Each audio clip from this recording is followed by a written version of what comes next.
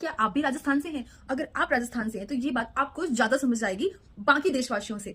आपने अक्सर ये खबर न्यूज में सुनी होगी कि शहर पे छाया बंदरों का आतंक, पर कभी ये सुना है कि शहर में छाया उद्योगपतियों का आतंक, शहर में छाया सुप्रीम कोर्ट का आतंक? बिल्कुल नहीं सुना होगा। बिल्कुल हमारी सुप्रीम कोर्ट ने कुछ ऐसा ही नया फैसला लिया है कि जो हमारी अरावली रेंज है, अगर आप राजस्थान में रहते हैं तो आपको अच्छे से पता होगा कि अरावली रेंज हमारे राजस्थान के अंदर से निकलती है। वो दिल्ली से शुरू होकर गुजरात तक एंड होती है। वो इतनी ज्यादा बड़ी है और काइंड ऑफ वो हमारे राजस्थान की ब्यूटी है, ब्यूटी बोल सकते हैं, उसके साथ साथ प्रोटेक्टर। वो हमारे राजस्थान को पता नहीं कितनी सारी चीजों से प्रोटेक्ट करती है। अगर वो नहीं होती तो शायद जो हमारा इतना अच्छा डेजर्ट है जैसलमेर का, वो भी नहीं होता। जो हमारा थार रेगिस्तान है, काइंड ऑफ वो एक ठंडे पर्वत या फिर ठंडी जैसे लद्दाख का रेगिस्तान है, उस टाइप में बदल गया होता। तो अरावली न जाने कितने ही जीवों को संरक्षण देती है, कितने ही लोगों को घर देती है, तो उसके बहुत सारे फायदे हैं। लेकिन हाल ही में सुप्रीम कोर्ट ने यह फैसला सुनाया है कि अरावली रेंज में जो भी 100 मीटर से ऊपर पहाड़ियां हैं उन्हें ही पहाड़ कंसीडर किया जाएगा, और बाकी जो उससे छोटी हैं उन्हें माइनिंग करने के लिए दे दिया जाएगा। ठीक है, आप बोलेंगे इसमें क्या इशू है, ऐसा कर रहे हैं? तो इशू ये है कि 100 मीटर से ऊपर पहाड़ियां हैं वो सिर्फ और सिर्फ 8 से 10% है, बाकी 90% पहाड़ियां उससे छोटी हैं।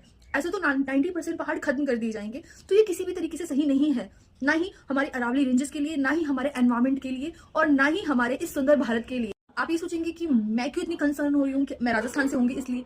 भले ही मैं राजस्थान से नहीं हूँ, बाय बॉर्न में यूपी से हूँ, लेकिन मेरा पूरा बचपन और साथ साथ मेरी जवानी यही बीत रही है। मैं बचपन से यहाँ रह रही हूँ, पहली बात। दूसरी बात, भले ही मैं राजस्थान से हूँ, यूपी से हूँ, या देश के किसी भी कोने से हूँ, मैं आखिरकार एक इंडियन हूँ। और हर एक इंडियन को अपने एनवायरमेंट, अपने पर्यावरण की जो चिंता है वो डेफिनेटली करनी चाहिए, क्योंकि इसी के सहारे हम जी रहे हैं। आज दिल्ली की जो इतनी प्रदूषित हवा है, अगर उससे थोड़ा बहुत हम बच पा रहे हैं, उससे थोड़ा बहुत हम प्रोटेक्ट हो पा रहे हैं, तो सिर्फ और सिर्फ इन पेड़ों, इन पहाड़ों, इन एनवायरमेंट की वजह से।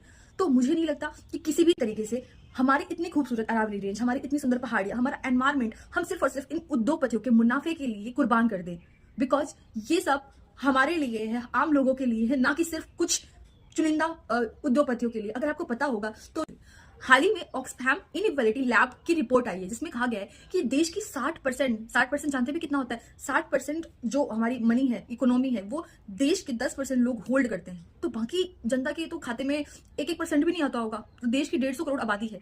तो अभी भी उसके बावजूद, इतनी इक्वलिटी होने के बावजूद, गवर्नमेंट चाहती है कि वो और भी ज्यादा बड़े बने, सारी हमारा जो एनवायरमेंट है उसकी ऐसी तैसी करके अपना इजाफा कमाए, अपना मुनाफा कमाए। माना कि इससे हम लोगों को थोड़ा बहुत हल्का फुल्का हमें काम मिलता है, रोजगार मिलता है, पर इसका मतलब ये तो नहीं कि वो सस्टेनेबल तरीके से नहीं हो सकता।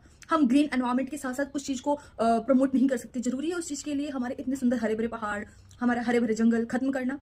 तो आप इस बारे में क्या सोचते हैं, मुझे कमेंट में बताइए। और प्लीज जितना हो सके इस चीज के लिए आवाज उठाइए, बिकॉज अगर आप नहीं चाहते कि हमारी अरावली रेंजेस खत्म हो, तो इस चीज के लिए आवाज उठाना बहुत ज्यादा जरूरी है। वरना कल को वो कहाँ गायब हो जाएंगी, ना आपको पता चलेगा और ना मुझे। Thank you so much.